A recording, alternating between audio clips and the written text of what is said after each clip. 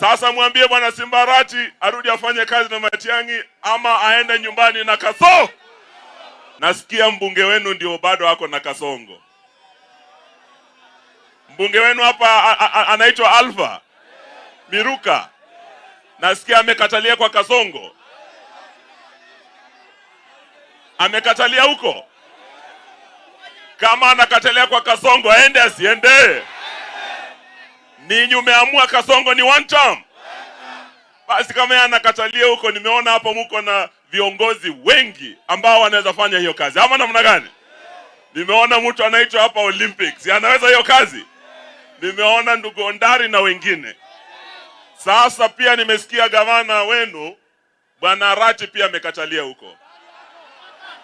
Nasikia alikuwa amesema eti Dr. Matiang'i na team ya alternative government tusikanyage Kisii. Ametutumia wahuni watufungie stadium, wahuni na mapanga na mawe eti watupige sisi na kijana wenu huyu Dr. Frederick Matiang'i. Lakini nimeona hapa kusimulikataa hiyo mchezo. Mukasema shetani afanye nini? Si walishindwa? Si tuliingia Gusii Stadium? Na sasa Bwana Arati sisi tumemwambia arudi asalimu amri afanye kazi na huyu Matiang'i. Sawa? Lakini asiporudi, si muko na vijana wanaweza fanya hiyo kazi? Nasikia tuko na kijana Daktari Ondari, si hodari? Tuko na Machogu, huyu amekuwa waziri, si anatosha?